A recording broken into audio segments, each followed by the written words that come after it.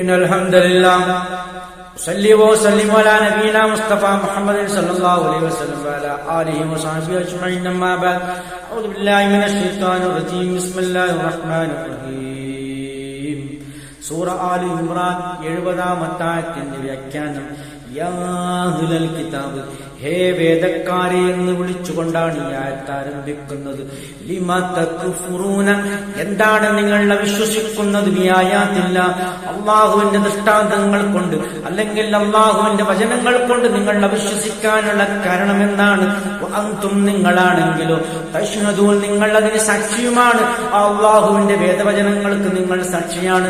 കാരണം യഹൂദരുടെ കയ്യിൽ തൗറാത്തുണ്ട്, അതുപോലെ ക്രൈസ്തവരുടെ കയ്യിൽ ഇഞ്ചീലുമുണ്ട്, തൗറാത്തുമുണ്ട്.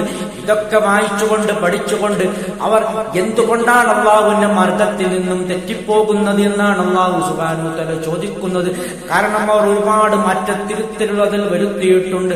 അങ്ങനെയാണ് അവർ സത്യത്തിന്റെ പാതയിൽ നിന്നും അവർ മാറി സഞ്ചരിക്കുന്നത്. ഒരുപാട് തർക്ക വിതർക്കങ്ങൾ അള്ളാഹുവിന്റെ വചനങ്ങളുടെ കാര്യത്തിൽ അവർ നടത്തുകയുണ്ടായി. അങ്ങനെ അവരുടേതായ പല നിയമങ്ങളും അതിൽ എഴുതി ചേർക്കുകയുണ്ടായി.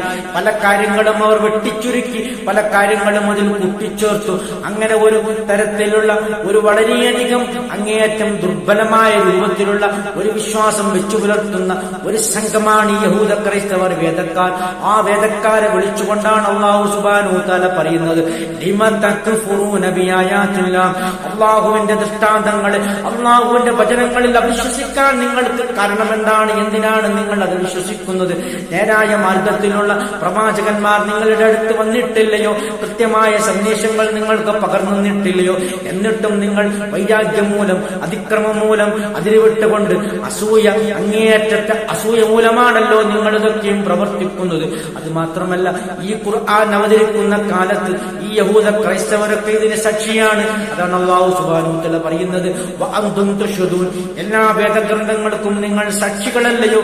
അങ്ങനെയുള്ള നിങ്ങൾ എന്തിനാണ് ഈ ഖുർആൻ എതിർക്കുന്നത്? ഈ ഖുർആൻ അവതരിപ്പിക്കപ്പെട്ട മുഹമ്മദ് മുസ്തഫ സല്ലല്ലാഹു അലൈഹി വസല്ലം എതിർക്കുന്നത് എന്തിനാണ് എന്നാണ് അള്ളാഹുവിന്റെ ചോദ്യം. അതിലേക്കുള്ള കൃത്യമായ ഒരു തക്കീത് അവർക്ക് നൽകിയാണതുകൊണ്ട്. കാരണം അല്ലാഹു റഹ്മയാണ്, അങ്ങേയറ്റത്തെ കാരുണ്യവാനാണ്. അതുകൊണ്ടാണ് മനുഷ്യരെ തിരുത്താൻ അല്ലാഹു സുബ്ഹാനഹു വ തആല വിവിധ തരത്തിലുള്ള വചനങ്ങൾ അവതരിപ്പിച്ചുകൊണ്ട് അവരെ തിരുത്തിക്കൊണ്ടേയിരിക്കുന്നത്. ഇത്രയുമാണ് ഇതുമായി ബന്ധപ്പെട്ട് വിശദീകരിക്കാനുള്ളത്. സത്യം സത്യമായി മനസ്സിലാക്കുന്ന സജ്ജനുണ്ടെന്ന് അല്ലാഹു ഉൾപ്പെടുത്തി അനുഗ്രഹിക്കുമാറാകട്ടെ. ആഖിറു ദഅവാനാ അൽഹംദുലില്ലാഹി റബ്ബിൽ ആലമീൻ.